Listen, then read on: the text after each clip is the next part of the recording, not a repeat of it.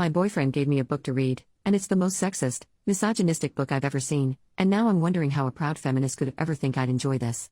I, 25 female, met my boyfriend, 37 male, in our master's program. We became friends over this past year, and started dating and becoming serious shortly before I left the state for a summer internship. He gifted me a book to read, saying it was one he liked. It's A Spell for Chameleon by Piers Anthony, a fantasy novel written several decades ago. I knew nothing about it prior, and began laughing at it 2 pages in because of how ridiculous the writing was, especially about women. We video chatted after I got through the first chapter, and I tried respectfully explaining my doubts about the book. He made a deal with me, knowing I'm a big Harry Potter fan. He promised to give the Harry Potter series a chance, starting with Philosopher's Stone, if I gave his book a chance and kept reading. This rocked my world, and I had a sudden burst of motivation. I'm on chapter 3, and I cannot stand this book. It is one of the most sexist and misogynistic texts I have ever had to read, and it honestly makes me feel like crap. Not to mention it's just poorly written all around, painfully spoon-feeding obvious symbolism, and excessively throwing in fantasy creatures and concepts that do nothing for the plot.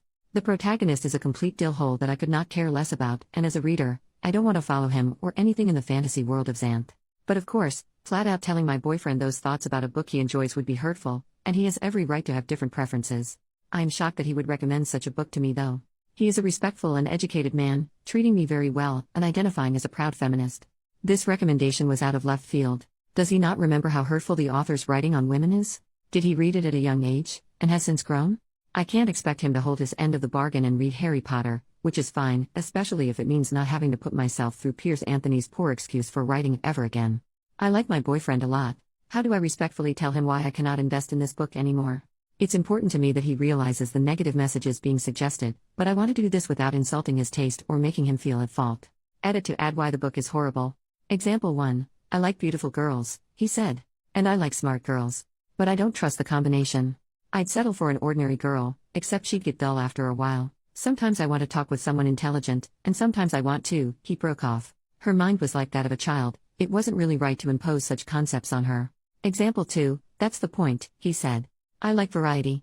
I would have trouble living with a stupid girl all the time, but you aren't stupid all the time. Ugliness is no good for all the time, but you aren't ugly all the time either. You are variety. And that is what I crave for the long-term relationship, and what no other girl can provide. Example 3. All women are the same inside. They differ only in appearance and talent. They all use men. Example 4. That whole rope trial in chapter 3. Example 5. Other girls manage to enhance their appearance by cosmetics or padding or specialized spells, but besides Sabrina all other females look somewhat artificial. She was no enemy. This was the PG. 2 example I mentioned. Example 6. There was much more of her he longed to see, and to touch, but that could come only after marriage. She was that sort of girl, and it was part of her appeal. The girls who had it didn't need to put it on casual display. PG. 3. Update 3 days later. I went through every comment, and took them all into consideration. Thank you all for your thoughts. We video chatted the other night, and the topic came up. I started by saying I liked him a lot and really do appreciate how much he's willing to share with me. He caught on to where I was going with this, and started laughing. Then I started laughing. And I realized how silly small of a thing this all was. I guess I didn't want to risk hurting his feelings. When the reason why I didn't like the book came up, I explained, and he totally understood. It's been at least a decade since he's read the book, and he can see where I would feel uncomfortable. He will still consider reading the first Harry Potter book, since I gave his book a chance. And being a single dad, his kids also like the series, so it would be a chance for him to connect more with them. I ended by saying that I hope this doesn't discourage him from sharing more things he likes. He said, if anything, it encourages me to find more that you'll appreciate. Cue heart flutters. New update 8 years later. Hi. It's hilarious this post is being shared because it's from such a different time in my life. Your instincts are right.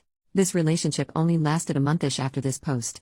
I took an opportunity to live and study abroad for a few months, and it was clear that he didn't want anything that deep, dodged any conversation that required vulnerability, didn't like that I wasn't always 100% perky, etc. I also had a rough breakup before this, and wasn't making the best judgment calls when it came to dating. I could have caught a few more things about him that give similar concerns now as this book recommendation then.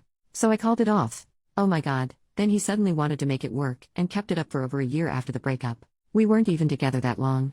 He would text me as if we never ended, and I would shut it down. He eventually stopped, but I still get occasional notifications on LinkedIn that he viewed my profile. I'm now happily married to someone my age. Not knocking appropriate relationships with age gap, I'm good friends with a couple who are 12 years apart, but I dodged a bullet, folks. Thanks for giving me a good laugh with this flashback.